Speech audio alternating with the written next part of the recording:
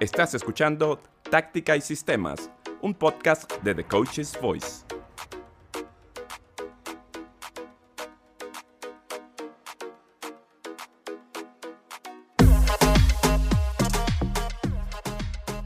Hola, ¿qué tal? Bienvenidos y bienvenidas al podcast Táctica y Sistemas de Coach's Voice en español. Les saluda Luis Fernando Restrepo. Hoy nos complace decirles que vamos a hablar nada más ni nada menos que un verdadero campeón. Campeón del mundo y campeón en la región. 2 veces campeón de la Copa América. Lionel Scaloni es el protagonista de nuestro programa. Como siempre, tenemos la primera parte analizando el perfil, la filosofía, el porqué de cada uno de estos técnicos. Y en la segunda parte los invitamos al análisis táctico con nuestros entrenadores y con Héctor García. De algún modo, la figura de Scaloni trasciende el molde del entrenador convencional por su resiliencia y su origen humilde, pero con un objetivo muy claro. Scaloni fue y es el depositario de las esperanzas de un país y un hombre que las materializó. Argentina es un país donde el fútbol es cuestión de Estado y era un país que estaba viviendo incertidumbre, un país que estaba viviendo también muchas tristezas porque llegaba a finales y no lo podía conseguir y porque la figura de Lionel Messi se estaba convirtiendo ya casi en un clamor nacional de que pudiese levantar un trofeo regional o mundial con la selección argentina. Y al final lo consiguieron. Así es. Y ahora es el gran líder de la región de Sudamérica y del mundo. ¿No es así, Álvaro? ¿Cómo estás? Álvaro Romeo. Hola Luis Fernando, ¿qué tal? Bueno, encantado otra vez de estar aquí, como siempre. Tienes toda la razón en la presentación que has hecho. Yo creo que Argentina ha dado un vuelco a nivel futbolístico. Yo creo, visto desde fuera, que era un país cansado de llegar a finales y perderlas. Scaloni, cuando hereda la selección argentina, en principio en régimen de interinidad con Pablo Aimar, heredaba una selección que venía de quedarse a centímetros de ganar un título grande en 3 años consecutivos. Eso evidentemente te deja una huella negativa y un dolor, ¿no? Y aparte existía también esa prisa, porque Messi se acercaba a la treintena y siempre se quedaba a punto de ganar con Argentina, pero aparte de los Juegos Olímpicos en 2008 no había ganado ningún título con la albiceleste y el Mundial Sub-20, por supuesto, pero eso no fue en categoría senior.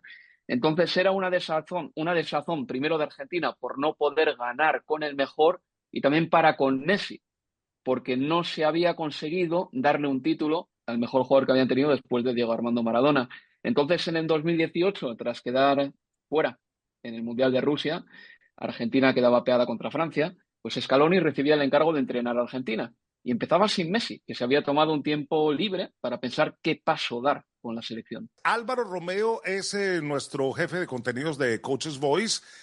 Él hoy no estaremos solos, él y yo, en esta primera parte del programa, porque tenemos invitada a una periodista argentina, una gran profesional, una persona de quien yo doy fe que maneja el contenido con muchísima responsabilidad. Además está con mucho acceso en el mundo del fútbol y siempre ha estado paso a paso al lado del albiceleste. Ella es Verónica Brunati, es periodista argentina, tiene, reitero, amplio conocimiento de la selección albiceleste. ¿Qué tal, Vero? ¿Cómo estás? Bienvenida a Táctica y Sistemas. ¿Qué tal, Luis? ¿Qué tal, Álvaro? La verdad que es un placer para mí poder conversar con ustedes de una selección argentina que es la mejor selección de la historia y con un líder, con Lionel Scaloni, que ha conseguido lo que no pudieron otros entrenadores en este proceso de Lionel Messi en la selección argentina, que ya lleva más de 20 años, y que tiene además la chance por delante de hacer un cierre en el Mundial 2026, marcando, ya la marcó la era, porque ganar 2 Copas América, la finalísima y el Mundial junto a Lionel Messi ya es la era más exitosa de la historia de nuestra selección, pero bueno, por delante del Mundial 2026, que es otro reto muy importante para la selección argentina, con un recambio generacional. Bueno, pero antes de irnos con la figura de Scaloni ya como este ser al frente de la selección argentina, yo sí quiero resaltar algo en este programa de Táctica y Sistemas, y ha sido el premio Emmy que se ha ganado pues mi amiga Verónica Brunati, por el cubrimiento precisamente de ese Mundial de Qatar del año 2022. ¿Por qué no nos cuentas algo de esto y los recuerdos que te dejó precisamente estar paso a paso en esa consecución del título? Mira, fue lo mejor que me pasó en mi carrera como periodista. Imagínate que yo cuando era chica soñaba con vivir lo que los periodistas vivieron en el Mundial 86, con la conquista de la Copa del Mundo de la mano de Diego, de Maradona. Así que vivirlo desde adentro y vivir todo el proceso, ¿no? Como un equipo que no llega en las mejores condiciones. La selección argentina a Qatar llega con 10 lesionados. Por supuesto, esto no se reveló a la prensa hasta después del Mundial. Y fue realmente un desafío muy grande para cuerpo técnico de selección argentina porque arranca con un traspié. Es cierto que Lionel Scaloni en aquel momento dice, bueno, lo necesitábamos porque venía con una racha invicta muy importante, muy confiados por haber conquistado la Copa América, pero ahí empieza la gestión y el armado de un grupo extraordinario que en la dificultad y en el dolor saca lo mejor de sí, saca la resiliencia.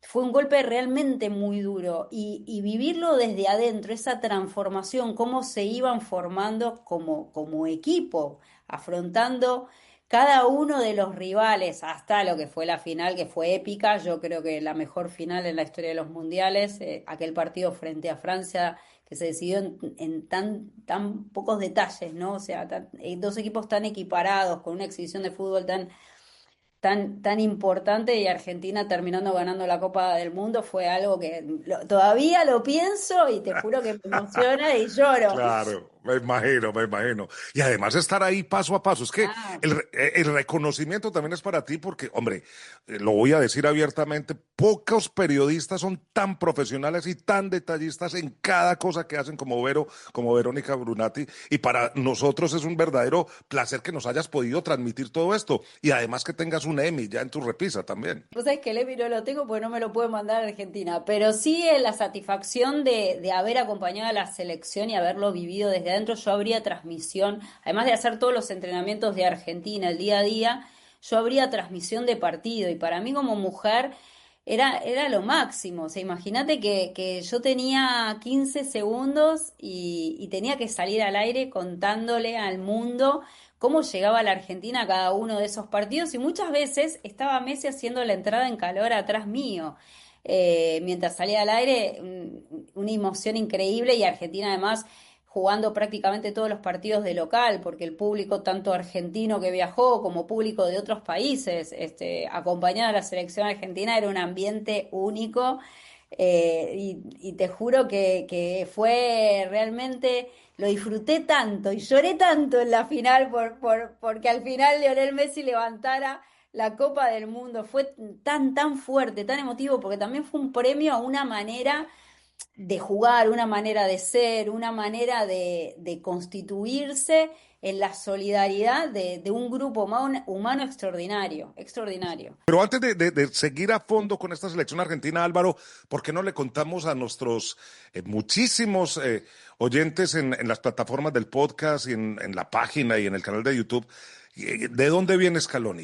¿Cuál es el origen de Scaloni? Como jugador, por los clubes que militó, porque lo hizo en 2 o 3 países acá en Europa. ¿Por dónde pasó Lionel Scaloni? Bueno, pasó para empezar por Inglaterra, que es el país en el que yo resido, por el West Ham United. No fue un periodo muy largo, pero bueno, viene de Newell's, también estuvo en Estudiantes. En el Deportivo de La Coruña ganó una liga con Javier Urureta en la 99-2000. Racing de Santander, Mallorca, dos equipos norteños en España, por cierto, que también yo creo que forjan el carácter de alguna manera. No es lo mismo el fútbol del norte de España que del sur. Y luego se hace con las riendas de Argentina en el 18, como he dicho anteriormente, en una época que, bueno, que yo creo que tras perder 3 finales seguidas, imagino que el pesimismo cundiría bastante en el país y también en la selección. Además, las derrotas fueron duras, ¿no? Con 2 derrotas en penaltis ante Chile y otra en la prórroga contra Alemania en años consecutivos.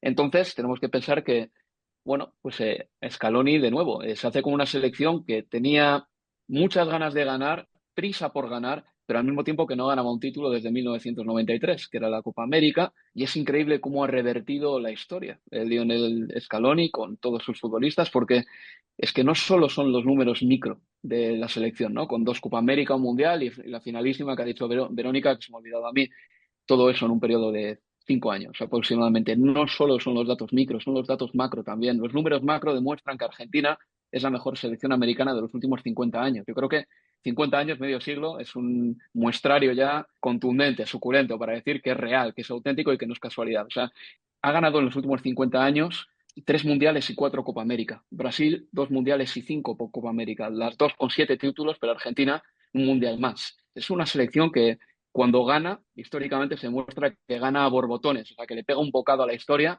Ganó 2 mundiales en 8 años, entre el 78 y el 86, y aquí de una tacada también ha ganado 3 títulos importantes con Scaloni en cuestión de 4 años. Es una auténtica pasada. Y si le parece, Luis Fernando, podemos escuchar ahora el audio de Lionel Scaloni después de ganar la primera Copa América, la de 2021, porque es un audio que refleja la humildad del entrenador y que también guarda muchos elogios para Lionel Messi, que a esa competición llegó muy tocado por las lesiones.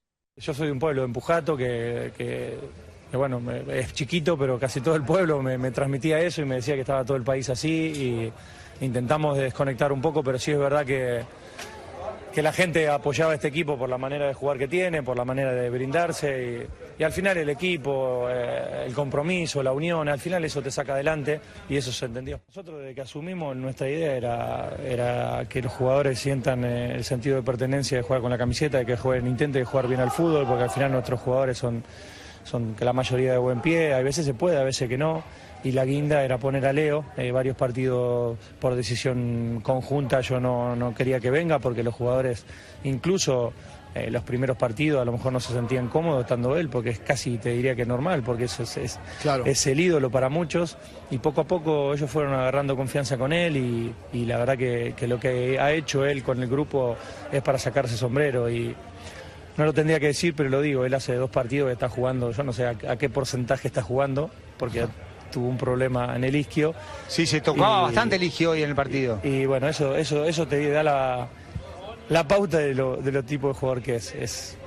Bueno, el show poder haberlo dirigido para mí es algo único y si el argentino lo conociera realmente como lo conocemos nosotros, lo amaría mucho más de lo que lo ama. Sí, este audio refleja la gratitud de Scaloni que le tiene a Messi, porque Scaloni, aparte de ser un gran entrenador, también es muy humilde, Verónica, ¿no? Es un hombre que viene del fútbol y además es un hombre que recurre a la humildad también como base de su resiliencia. Sí, es más, si me permiten, les voy a contar una anécdota de cómo llega Lionel Scaloni a la selección argentina, porque creo que es muy representativo de su temperamento, de su forma de ser, de, de la confianza también, ¿no? O sea, Lionel Scaloni estaba viviendo en Mallorca y había hecho el curso de entrenador y su padre, que lo conocía a Sampaoli, le lleva un currículum de Lionel y le pide que lo contrate para que se sume al cuerpo técnico del Sevilla. Y ahí empieza a gestionarse Lionel Scaloni entrenador, con absoluta humildad, ¿no? Sumarse a un cuerpo de trabajo que en la parte física y estratégica estaba liderado también por Juan Malillo. Y es por eso que cuando Sampaoli se suma a la selección argentina, Lionel Scaloni se convierte en una pieza clave como interlocutor entre cuerpo técnico y los jugadores, con todo lo que sucedió en Rusia también, ¿no? O sea, con los enfrentamientos, con las disputas, con el desacuerdo entre los jugadores y Sampaoli. Es Lionel Scaloni quien mediaba en esa relación en un momento muy complejo para que Argentina pudiera competir en Mundial de Rusia. Y después, cuando finalmente es despedido Sampaoli, Tapia le ofrece a Scaloni, sin contrato, asumir primero la dirección técnica de la selección argentina para un torneo como el de Alcudia, que era un torneo juvenil, sub-20, y después para que arranque con los amistosos de selección argentina. Lo hace tan bien en Alcudia que bueno, no había entrenador, nadie quería entrenar a la selección argentina. Entonces Lionel Scaloni lo llama a Pablo Aimar y le dice, quiero que me acompañes en dirigir a la selección mayor. Y Pablo le dice, estás loco, estás loco. Dice, no, no, no, es nuestra oportunidad, pero si está todo, digamos, destruido, ¿cómo vamos a hacer esto? Sí, Y él se pero empieza a... habría también que decir que en el medio, en el contexto de esto, está la prensa en sus críticas Por mayores a la selección supuesto. argentina. No, Están no, no. destrozando todo lo que era albiceleste, lo destrozaba la prensa. Bueno, básicamente era un momento de muchísima crispación de la prensa, del hincha argentino, porque un octavo de final de Copa del Mundo en Rusia con Lionel Messi, con un plantel de estrellas que había sido en su mayoría finalista en el Mundial del 2014, era un fracaso y con, como te decía, con mucha desprolijidad y mucho enfrentamiento con el entrenador y por supuesto Messi tocado en su imagen porque no había logrado el objetivo. Entonces había que reconstruir de cero, no había ni siquiera entrenadores para divisiones, para las divisiones juveniles. Entonces, Scaloni con su amor por Argentina, con su amor a la selección argentina, se pone como cabeza, lo reúne a Pablo Aimar, lo reúne a Walter Samuel, lo suma a Roberto Ayala y se queda también Martín Tocali y van armando cuerpo técnico también con Luis Martín en la parte física y Matías Mana como analista y ahí empieza el andar de la selección argentina que cada partido que la selección argentina no tenían contrato. Entonces la selección argentina jugaba y Leonel Scaloni se despedía de los jugadores porque no sabía si iba a volver a entrenar a la selección argentina. Obviamente en el medio está el convencimiento de Lionel Messi, lo convence a Lionel Messi, o sea, Lionel Messi entiende que en ese proceso de transición y de reconstrucción de las selecciones argentinas, el cuerpo técnico que había formado Scaloni más el cuerpo técnico era un cuerpo técnico valioso, con sentido de pertenencia por selección Claro. argentina, entonces bueno, el apoyo del capitán fue muy importante. Y deja, por ejemplo, 4 jugadores que tenían más de 20 partidos en la selección, en la lista que tengo yo acá de Juan Romero, a Otamendi, a Ramiro Funes Mori y a Eric Lamela, porque llevaban más de 20 partidos. Deja 10 de los que habían estado en el Mundial. Armani, Tagliafico, Mercado, Otamendi, Mesa, Acuña, Dybala, Lo Celso, Pavón y Salvio.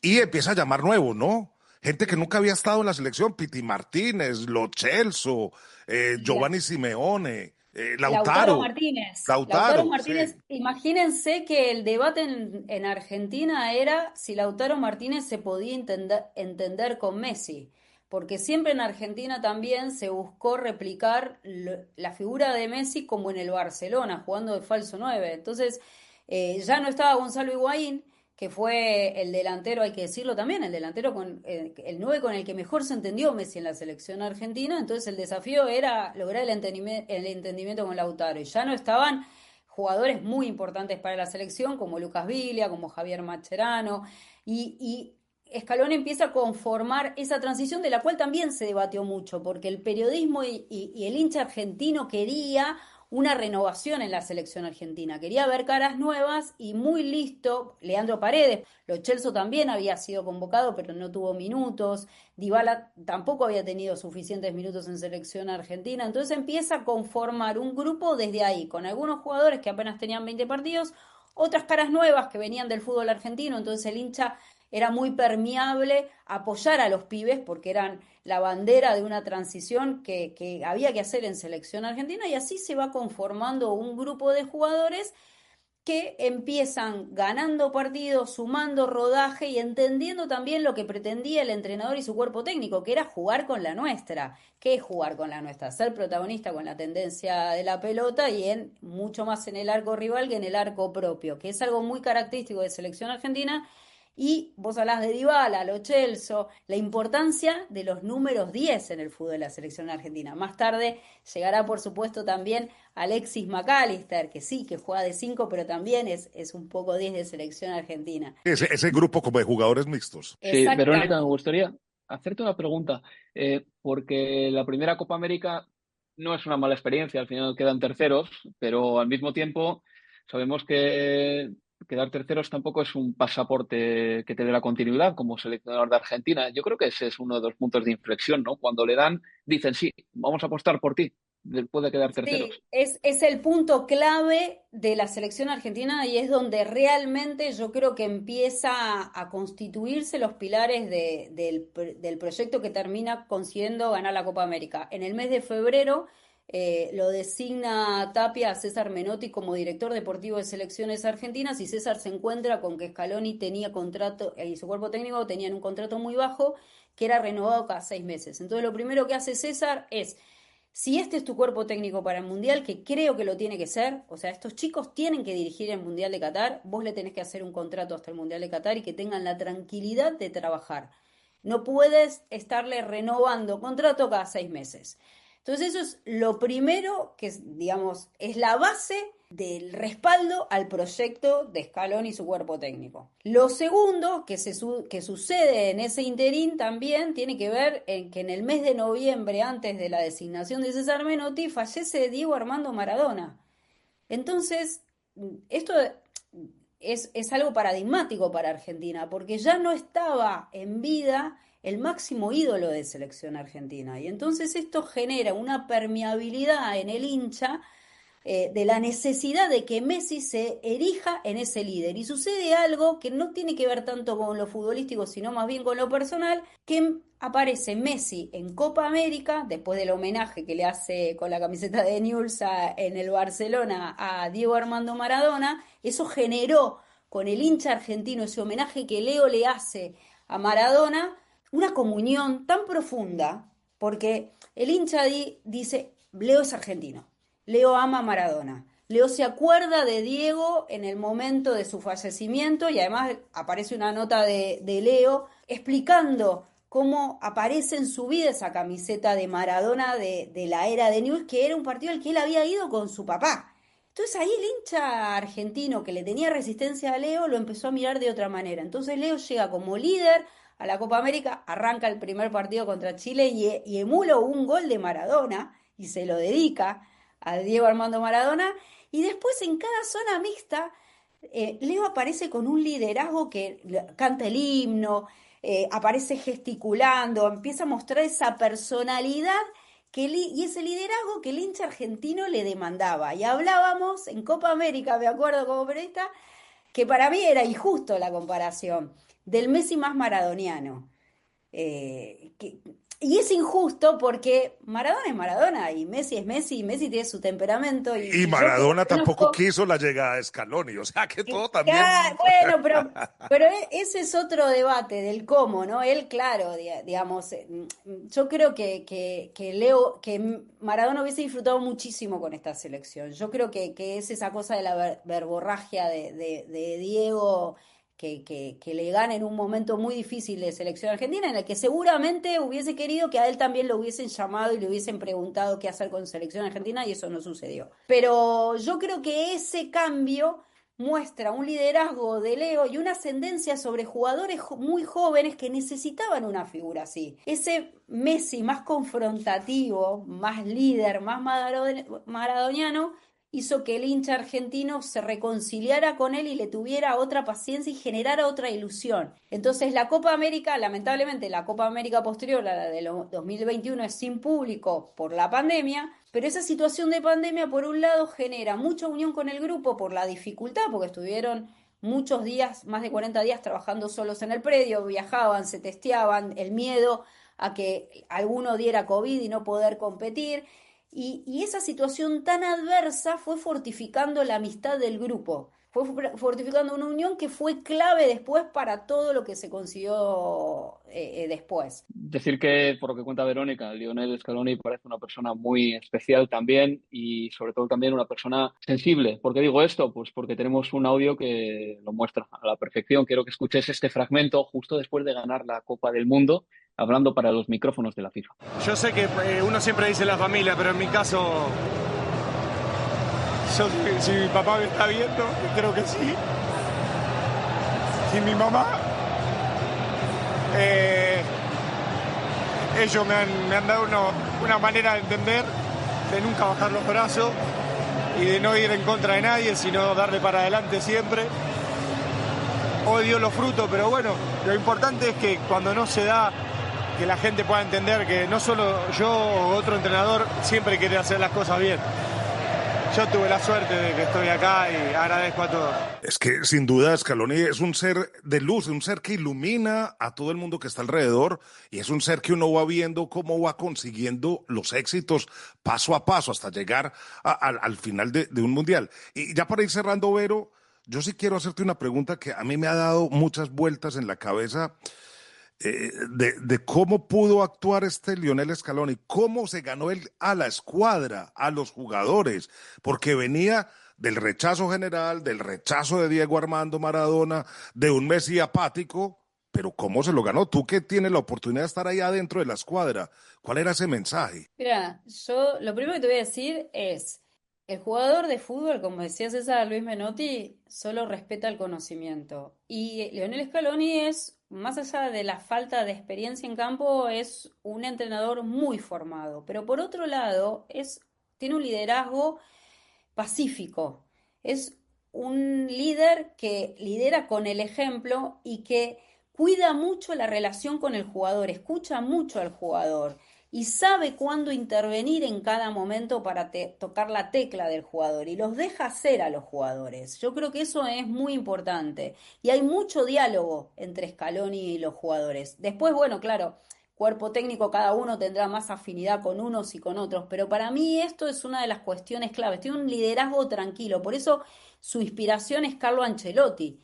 Lionel Scaloni es una persona que cuida mucho las relaciones humanas y esto que decías es muy sensible, le llega mucho al jugador desde el lado mucho más humano. O sea, recordemos que, por ejemplo, en Copa América él le toca vivir la Copa América, su primer éxito con selección argentina, atravesando la enfermedad de sus papás y le dedica la Copa América a sus papás. Hay que tener mucho coraje, mucha valentía para afrontar eso. O sea, por un lado, tu mejor momento de tu carrera y por otro lado, la posibilidad de perder a tus padres, ¿no? Y yo creo que desde ese liderazgo, que es también el liderazgo de Pablo Aimar, del Roberto Ayala, de Walter Samé, que tiene un perfil muy bajo. Ellos evitan completamente el contacto con la prensa. Claro. Y se cerraron mucho en el grupo y fueron construyendo desde esa confianza, desde la autoridad que te da el saber, desde el escuchar al otro, desde entender las necesidades de los jugadores, las necesidades de Messi, las necesidades de los chicos que recién llegaban a la selección y que fueron a un mundial y no tenían experiencia, o fueron a Copas América y no tenían experiencia. Que desde ese lugar humano tan sensible, pero a su vez con autoridad. Pero qué buen insight de la selección argentina, lo que nos has traído, este buen reflejo de lo que es Lionel Scaloni.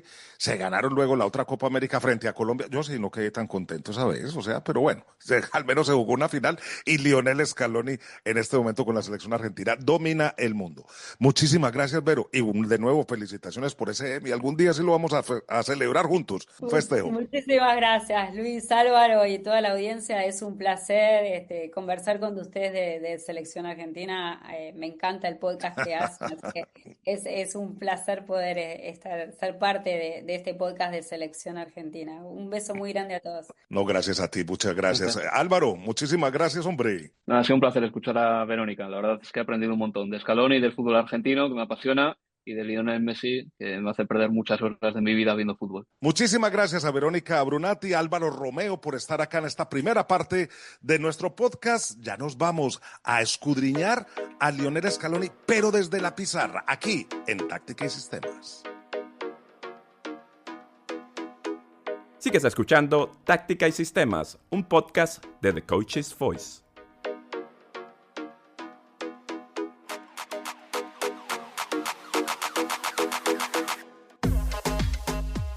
Y ya se puede escuchar allí en el fondo cómo empiezan a sonar las fichitas, esas fichitas tácticas que se van desplazando sobre el pizarrón, que siempre nos trae Héctor García, que nos lo pone aquí en el centro de nuestro búnker de Táctica y Sistemas, con los reflectores, y en una esquina vea a los técnicos, nuestros técnicos con licencia pro de la UEFA. Marco López, ¿qué tal, Marcos? ¿Cómo estás? Hola, ¿qué tal, chicos? Encantado de hablar con vosotros un día más, hoy analizando la figura de un multicampeón prácticamente de todo con la selección argentina como Lionel Scaloni. Y ahí en la otra esquina de la pizarra vea Cristian Moya también, técnico, analista de Coaches Voice, hombre con licencia de entrenamiento de la UEFA. ¿Qué tal, Cristian? ¿Cómo estás? Bien, bien. Encantado de analizar a un gran entrenador como es Scaloni, una gran selección como la Argentina, y yo creo que nos faltaría solo el mate para tenerlo todo en orden. No, pues el mate lo está trayendo Héctor, aquí lo veo, está poniendo el mate, está acomodando los libros que siempre trae, se trae 2 bibliotecas enteras para la sección de la pizarra, además del pizarrón. Héctor García es nuestro editor en jefe de Coaches Voice. ¿Qué tal, Héctor? Hola a todos, sí, aquí estoy con el mate, no sé si sabe bien, sabe mal, que me perdonen, me perdonáis si no está bueno, pero lo estoy aquí intentando y preparado para hablar. Yo creo que para mí uno de los entrenadores con mayor impacto de los últimos años en el mundo del fútbol. Voy a comenzar ya con los entrenadores e incluso con Marcos. A ver, estamos hablando de un Scaloni que conoce el fútbol argentino desde la selección sub-20. Es un hombre que le tocó, como lo hemos visto en la primera parte, hacer una regeneración del fútbol argentino. Esto no es fácil, de sacar jugadores ya de mucha experiencia o dejar de lado más bien a jugadores como Mascherano o a Biglia o a Banega y empezar a traer a De Paul, a Lo Celso, a estos jugadores, a McAllister, que son muchos más mixtos, son jugadores con más dinámica. Pero ¿esto qué significa en la gestión de grupo, por ejemplo? Sí, creo que hay algo que se rompió en 2018 en el Mundial de Rusia. Recordemos que tanto Scaloni como Sebastián Becasese eran los ayudantes técnicos de Jorge Sampaoli en aquel Mundial. Algo quebró porque la relación ya se rompió, ya nunca han trabajado ni Scaloni ni Becasese con Jorge Sampaoli. Creo que ahí lo que ocurrió fue pues que el vestuario, como dice Sampaoli, era un incendio, hacía falta una regeneración que quizá Jorge no se atrevió a hacer. Se produjo la salida de Sampaoli, la llegada como interino de Scaloni. Creo que asumió la responsabilidad con una mentalidad de cambio. Los resultados de ese periodo interino de 6 partidos le sonrieron, porque la suerte también es un factor que hay que tener en la vida. Y a partir de ahí, Scaloni no es que solo saliera confirmado, sino que salió totalmente reforzado. Tiene además personalidad, la personalidad de los grandes, porque en el año 2020 declaró nada menos que en los medios oficiales de la AFA que en Rusia sabíamos que no estábamos bien, no era una selección que pudiera competir a esos niveles contra otras que eran mejores como Francia. Bueno, pues aquí está la clave que pasa por los azares de la vida y del fútbol, que a veces son insondables, el aprovechar la oportunidad que tuvo, el tener una mentalidad abierta y el asumir la responsabilidad con una personalidad muy fuerte que obviamente el haber sido exjugador profesional de élite le habrá ayudado sin lugar a dudas. Sí, por supuesto que sí. Es cierto que si hablamos de la etapa de Scaloni en la selección argentina, es una etapa donde hay que darle mucha importancia a esa gestión del equipo, a esa gestión del vestuario. Vamos, yo diría que incluso ha sido o está siendo un seleccionador didáctico en muchos aspectos.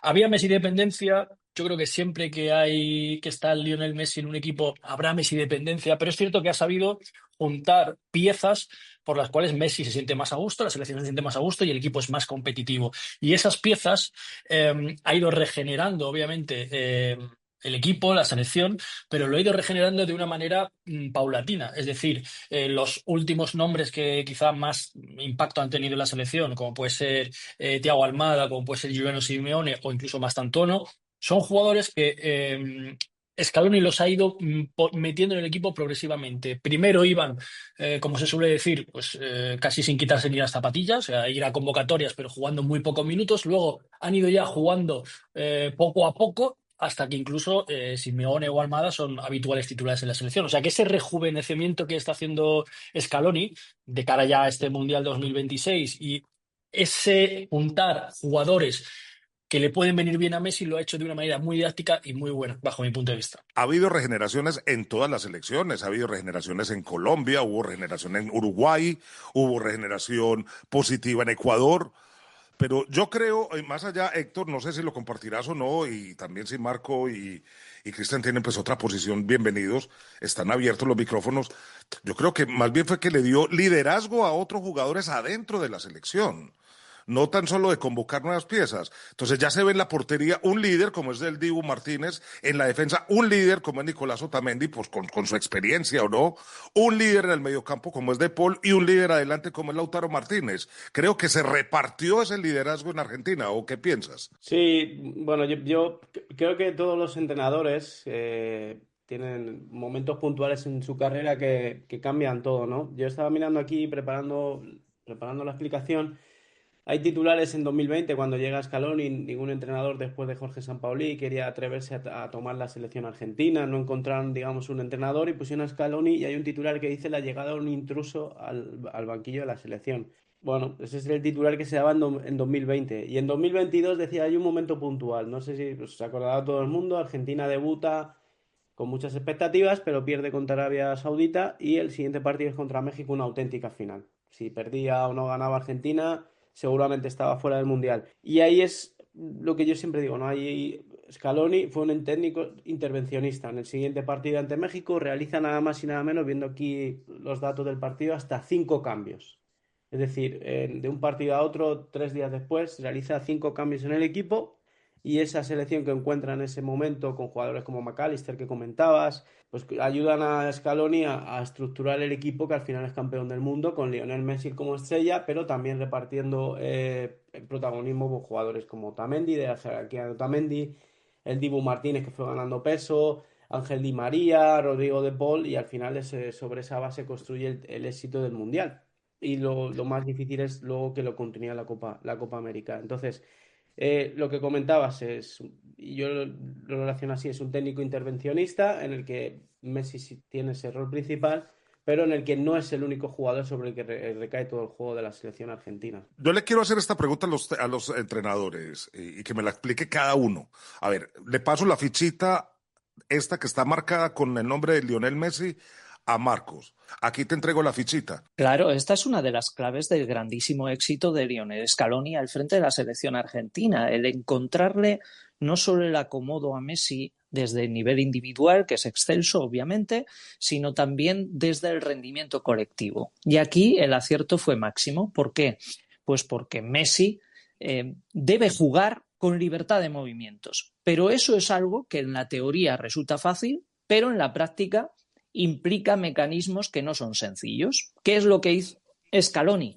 Desde la posición de extremo derecho o falso extremo derecho de arrancada de Messi, lo que hizo fue dejarlo flotar con libertad de movimientos por toda la zona de 3/4, pero desde el perfil derecho, como si fuera un mediapunta o un segundo delantero a diferente altura, caído un poquito desde el perfil derecho, indetectable para los pivotes rivales, obviamente para los centrales y también para el lateral izquierdo del equipo rival. Eso se acompañaba de el ataque en vuelo de lateral, que dependiendo de los partidos puede ser Molina o Montiel, con más o menos llegada ofensiva por banda derecha, De Paul y McAllister haciendo las ayudas a lateral, Di María escorado totalmente a la izquierda, que esta fue una de las grandes claves de la final del Mundial y Copa América, que es escorado totalmente a la izquierda, no como un extremo izquierdo, sino como un delantero caído al costado, y un delantero, bien sea Julián o Lautaro, que son falsos nueves tirados un poquito a la izquierda. Fíjate qué amalgama de movimientos y de mecanismos tácticos ha tenido que implementar Scaloni, con además la dificultad añadida del trabajo discontinuo de una selección, porque no entrenan más que varias veces al año en las ventanas y mucho con el soporte de vídeo para conseguir este éxito. De ahí que en la primera intervención que he tenido decía que obviamente hay un punto de azar en el aprovechamiento de la oportunidad que se le ha dado a Scaloni, pero también es cierto que los recursos tácticos que ha implementado para encontrar el máximo rendimiento individual de Messi y colectivo de la selección argentina es muy, muy complejo y tiene un grandísimo mérito. Por incidir un poco más en la figura de Messi, o como, por así decirlo, Scaloni ha puesto a Messi en el sitio adecuado, porque, como bien dice Marco, al final es Messi el que desde ese falso extremo derecha aparece por dentro para crear jugadas.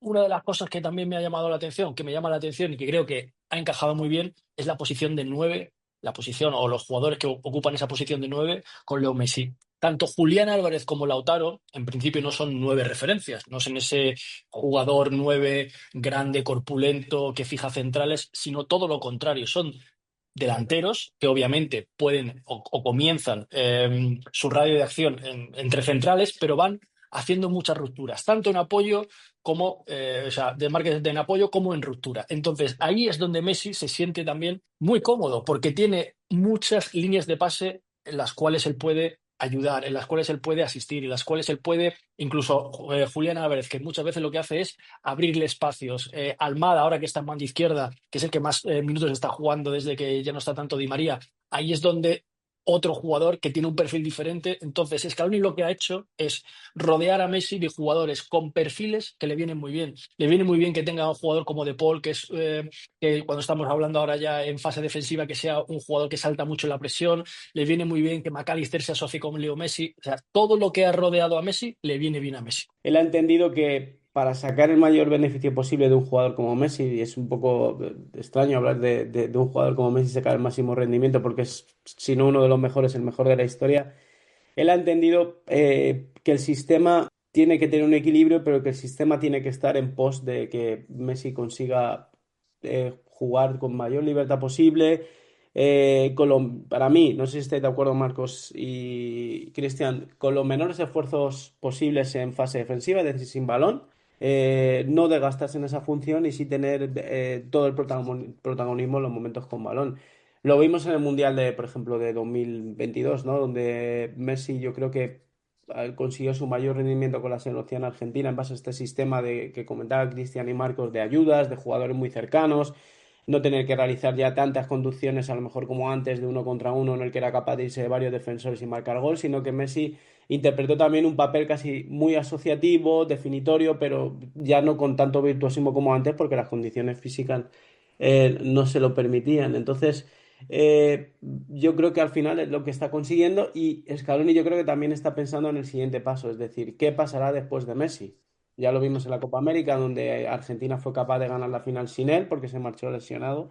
Y entonces él sabe que Messi es ahora mismo omnipresente en Argentina, pero también yo creo que está pensando en ese de, oye, tengo el sistema, tengo a Messi, pero ¿qué va a pasar después de Messi? Yo creo que en cierto modo él también está preparando esa era post-Messi, que va a ser difícil, pero que él está intentando preparar. ¿De acuerdo, entrenadores? Sí, sin duda. De hecho, yo creo que ya está habiendo una pequeña evolución táctica en respuesta a la previsible época o era post-Messi, porque de hecho ya se está hablando y es de rabiosa actualidad que hay negociaciones abiertas para la ampliación del contrato de Scaloni con la AFA más allá del Mundial de 2026, donde termina la vigencia contractual actual. De hecho, ya ha habido unos primeros escarceos de Scaloni con el 4-2-3-1, donde hemos visto a Mastantuono por parte derecha, Almada por izquierda, bueno, Mastantuono, incluso Giuliano Simeone, Messi jugando directamente ya en el 4-2-3-1 en la media punta, por detrás del punta que suele ser o Juliano Lautaro. Bueno, ya estamos viendo las primeras claves tácticas de una posible era Argentina y Scaloni post-Messi. Que bueno, esta evolución veremos si tiene continuidad porque obviamente la ampliación de contrato del entrenador va a ser harto complicada y si queréis en otro momento de la charla podemos analizar esta diatriba que se le abre a la AFA. Yo creo que incluso en el último partido de Argentina en el que hablaba Messi de que no sabe si estará en el Mundial 2026, que sorprendió a todo el mundo. Yo creo que tiene una doble, no sé si estáis de acuerdo, una doble lectura y es eso, ¿no? Yo creo que Messi, por un lado, está como liberando a Scaloni de, oye, si quieres ir probando cosas nuevas de cara al Mundial 2026, con esta declaración mía tienes total libertad para hacerlo sin que nadie te cuestione de por qué no está Messi aquí. Entonces, por ese lado yo creo, y además tienen muy buena relación, muy buena sintonía, sobre todo la figura de Pablo Aimar los une mucho. Yo creo que esa declaración de Messi tiene para mí esa intención, es de cara al 2026, que el entrenador, si quiere probar algo, porque a lo mejor no ve a Messi en las condiciones, puede ir probando diferentes sistemas, jugadores en el que a lo mejor ya Messi no pueda estar. Yo quiero seguir con la ficha de Messi, con esta ficha de Messi, pero voy a empezar a mirar las primeras fichas que están en esta pizarra de derecha a izquierda, es decir, portero, defensa, los dos mediocampistas que están en función de pues una labor de pronto más mixta y lo que estaba planteando Marcos de estas otras tres fichas de la labor ofensiva, es decir, alguna con Giuliano Simeone, por el otro lado Nico González, o con Mastantuono, o que incluso con el mismo McAllister, que en el partido último frente a Ecuador, en las eliminatorias, funcionó ahí, incluso en una labor que cumple en Argentina, que a veces es jugar detrás del 9. Pero ¿cómo puede ser la evolución en defensa? Vuelvo y reitero, con Messi y sin Messi. Comienzo con Cristian. Es cierto que tanto Héctor como Marcos, estáis hablando de la era post-Messi, que la verdad a mí me da muchísima tristeza y que prefiero no pensar en ello. Pero bueno, es cierto que con Messi el equipo defensivamente se coloca o se sitúa en un 1-4-4-2, con Messi acompañando al punta para hacer algún tipo de basculación. Sabemos que Messi no es un jugador que realice un desgaste defensivo muy grande, y ahí sí que es Julián Álvarez o Lautaro los que intentan hacer esa presión un poco más agresiva. ¿Qué sucede? Que en ese 4-3-3 o ese 4-2-3-1, donde Messi parte en derecha, luego se junta arriba con el delantero, ahí es uno de los centrocampistas el que hace ese apoyo para que sea el 4-4-2 lineal.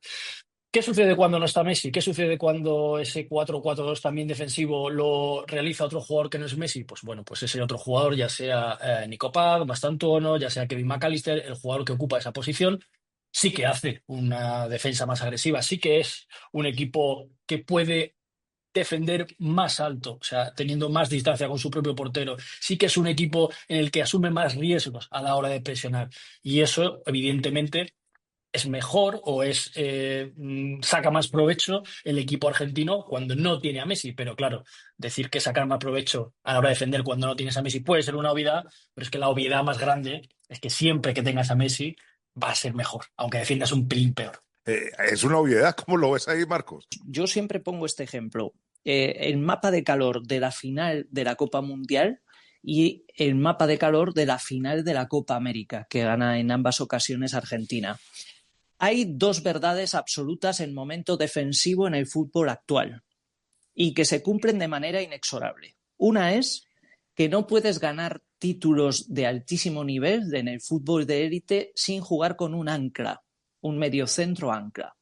En este caso lo cumple con Enzo Fernández en ambas finales, por ejemplo. Es una de las cuestiones que le ha fallado últimamente al FC Barcelona en sus asaltos a la Champions League o incluso al Real Madrid en la última temporada. Y la segunda gran verdad, el axioma de no se pueden ganar títulos de élite hoy en día sin ayudas a laterales.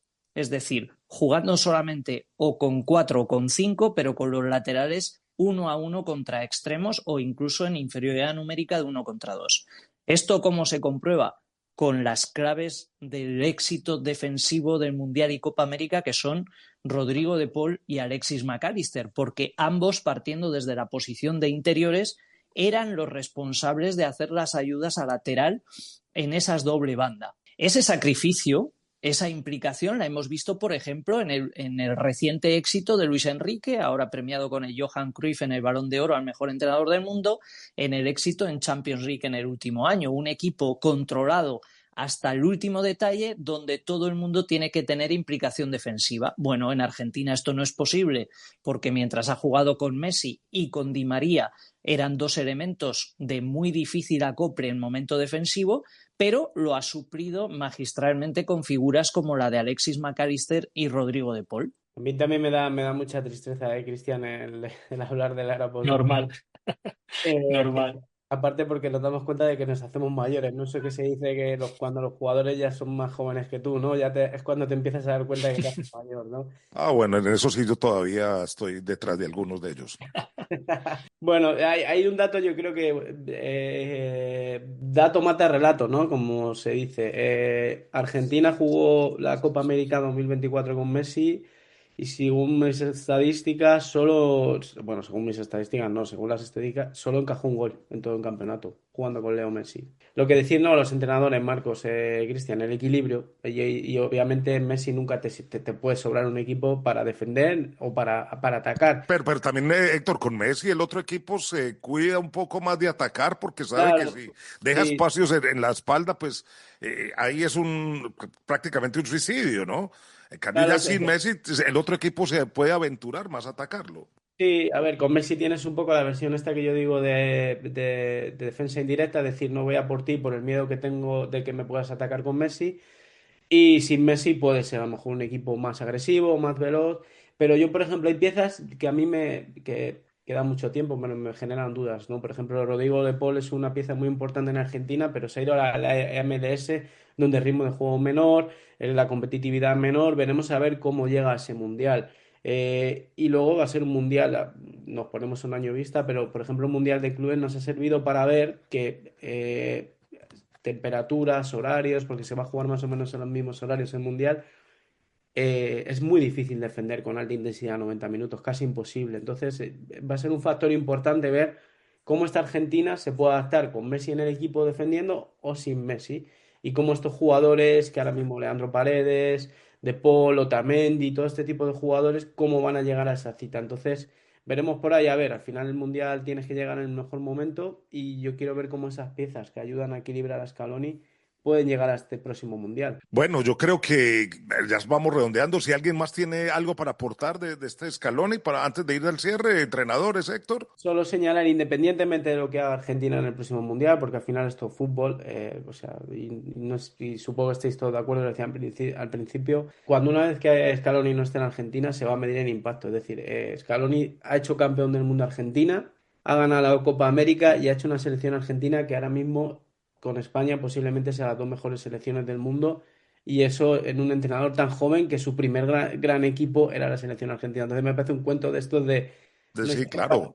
Para película de Hollywood, algo increíble, y ese mérito Scaloni hay que dárselo y hay que ponderarlo. Yo siempre he dicho que es un técnico campeón de resiliencia, de llegar de ser un ignorado, como dijo alguien aquí al comienzo de esta charla táctica, de los titulares de la prensa, o incluso cuando Maradona dijo que él no podría dirigir ni siquiera el tráfico, a ser campeón del mundo y a ser doble campeón de Copa América, con una regeneración de una selección argentina que tenía a la mayoría de la prensa en su contra en el país sudamericano.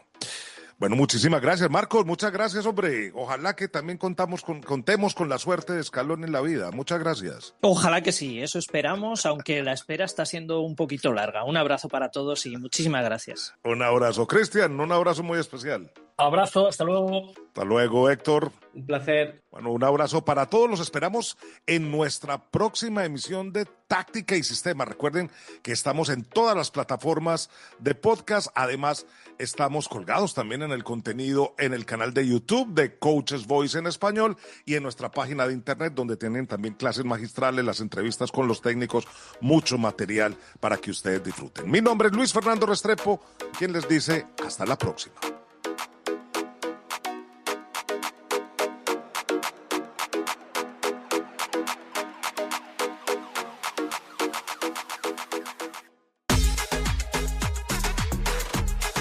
Táctica y Sistemas, un podcast de The Coach's Voice.